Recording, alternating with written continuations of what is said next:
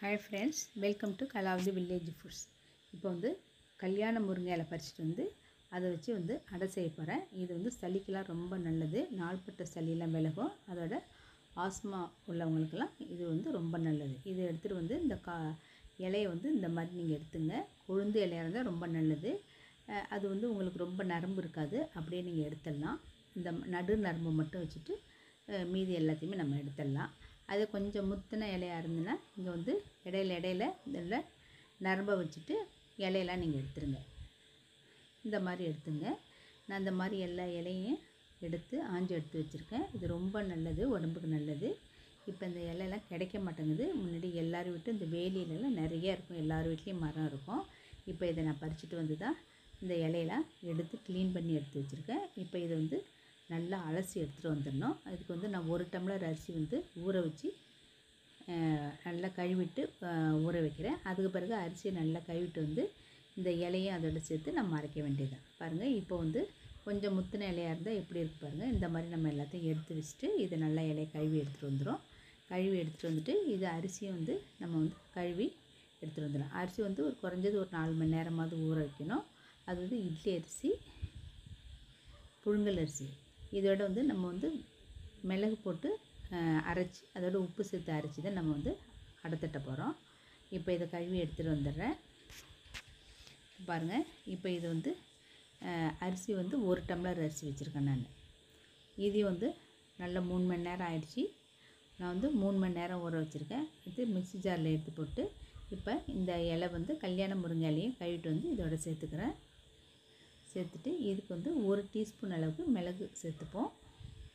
இது குழந்தைங்களுக்கு அடிக்கடி சளி பிடிச்சி வரும்போது நம்ம அடிக்கடி இந்த அடை சுட்டு கொடுத்தோம்னா அந்த சளியெல்லாம் அவங்களுக்கு குறைஞ்சிடும். உடம்பு நல்லா ஆரோக்கியமாக இருக்கும். இப்போ நான் மிளகு சேர்த்துக்கிறேன். அதாவது 1 டீஸ்பூன் அளவுக்கு மிளகு சேர்த்துப்போம். சேர்த்துட்டு இப்போ இதை நல்லா அரைச்சிட்டு வந்துடும். ரொம்ப தண்ணி விட வேண்டாம். நம்ம கையால் தட்டுற பார்த்துக்கு நம்ம அரைச்சி எடுத்துகிட்டு வந்துடலாம். பாருங்கள், இந்த அளவுக்கு அரைச்சிருக்கேன். ரொம்ப வழவழன்னு இருக்கக்கூடாது. இந்த இட்லி மாவு பார்த்துக்கு நான் அரைச்சி எடுத்துருக்கேன்.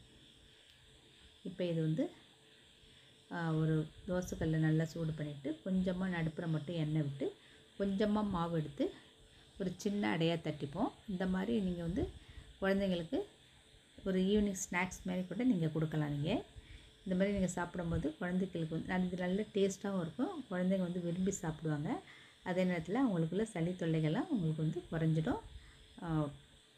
நல்லாயிருக்கும் உடம்பு. பெரியவங்களுக்கும் இது கொடுக்கலாம். நான் இந்த மாதிரி சின்னதாக இந்த மாதிரி தட்டிக்கிறேன் நான். நீங்கள் பெருசாகவும் நீங்கள் தட்டுறா இருந்தாலும் நீங்கள் தட்டிக்கலாம். இப்போ இது கொஞ்சமாக நம்ம எண்ணெய் விட்டுப்போம். எண்ணெய் அதிகம் தேவையில்லை, லேசாக எண்ணெய் விடுங்க. எண்ணெய் விட்டு இது ஒரு பக்கம் நல்லா வெந்த பிறகு நம்ம திருப்பி போட்டுக்கணும். இதிலே நீங்கள் இன்னும் கொஞ்சம் தண்ணி விட்டு நல்லா கரைச்சி தோசை மாவு பார்த்துக்கு நல்லா மாவு வச்சுக்கிட்டு தோசை மாதிரி நீங்கள் ஊற்றி கொடுக்கலாம். இதோட சட்னியும் வச்சு நீங்கள் சாப்பிட்லாம். நீங்கள் இப்போ இதை திருப்பி போட்டுரும். இப்போ இது இந்த மாதிரி நீங்கள் செஞ்சு கொடுக்கும்போது இந்த அடை நல்ல டேஸ்ட்டாக இருக்கும். இதுக்கு வேறு எதுவும் நிறைய போடணும்னு அவசியம் கிடையாது. சும்மா மிளகு மட்டும் போட்டாவே உங்களுக்கு போதும். இப்போ இது ஓரமாக வச்சுட்டு இந்த மாதிரி சின்னதாக நான் ஒரு 4-5 அடை நான் தட்டிக்கிறேன் நான். இதில் உங்களுக்கு இதிலே நீங்கள் வெங்காயம் அரிஞ்சு சின்ன வெங்காயத்தை நல்ல நைஸாக உங்களுக்கு எந்தளவுக்கு நைஸாக அறிய முடியுமோ அந்தளவுக்கு அரிஞ்சு இந்த மாவில் போட்டு பிசைஞ்சு நீங்கள் செய்கிறா இருந்தாலும் அடை தட்டிக்கலாம். அதுவும் நல்ல டேஸ்ட்டாக இருக்கும். இப்போ இதில் இந்த தோசைக்கல்லில் ஒரு 4 தட்டிக்கிறேன் நான். தட்டிட்டு கொஞ்சமாக எண்ணெய் விட்டுப்போம். இது தீ அடுப்பு ஃப்ளேம் நீங்கள் மீடியமாக வச்சுங்க, குறைச்சி வச்சுங்க, மாற்றி வச்சுங்க. அதிகப்படியான தீயினா இதனுடைய அந்த அடையோட கலர் மாறிடும். இந்த பச்சை கலர் மாறி வேறு கலர் ஆகிடும். அதனால் கொஞ்சம் தீ கூட்டி குறைச்சி வச்சுங்க நீங்கள். இப்போ இதெல்லாம் நான் தட்டிட்டு இதுக்கு கொஞ்சமாக சுற்றி எண்ணெய் விட்டுப்போம்.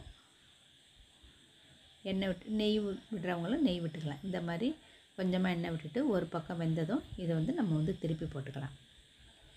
இது தொடர்ந்து ஒரு 2-3 நாள் நீங்கள் கொடுத்தீங்கன்னாவே உங்களுக்கு சளி பிரச்சனையே இருக்காது. உடம்பு ரொம்ப ஆரோக்கியமாக இருக்கும். இப்போ மழை காலம் வர்றதுனால அடிக்கடி இந்த மாதிரி நீங்கள் செஞ்சு கொடுங்க. இப்போ வெந்துட்டு நான் திருப்பி போட்டுட்டேன் நான். இப்போ இதெல்லாம் எடுத்து நம்ம ஒரு பிளேட்டுக்கு மாற்றி கொடுத்துக்கலாம். இது சட்னி வச்சு சாப்பிட்றவங்களாலும் சாப்பிட்லாம், சும்மா சாப்பிட்றா இருந்தாலும் சாப்பிட்லாம். இதே நீங்கள் தோசை ஊற்றி சாப்பிட்றா இருந்தாலும் நல்லா கொஞ்சம் மாவில் தண்ணியாக கரைச்சிட்டு தோசை ஊற்றுறதாலும் சாப்பிட்லாம். இப்போ வந்து எனக்கு வந்து அடை வந்து கல்யாண முருங்கை அடை வந்து ரெடி ஆகிடுச்சி. பாருங்கள், இப்போ எல்லாத்தையும் நான் எடுத்துகிட்டு ஒரு பிளேட்டுக்கு மாற்றிட்டேன். இந்த மாதிரி நீங்கள் செஞ்சு பாருங்கள். இது பிடிச்சிருந்தால் லைக் பண்ணுங்கள், ஷேர் பண்ணுங்கள், கமெண்ட் பண்ணுங்கள், சப்ஸ்கிரைப் பண்ணுங்கள். மீதி மாவையும் நான் எடுத்து வச்சுட்டு வேணுங்கிறப்ப தட்டிக்கலாம். Thank you friends.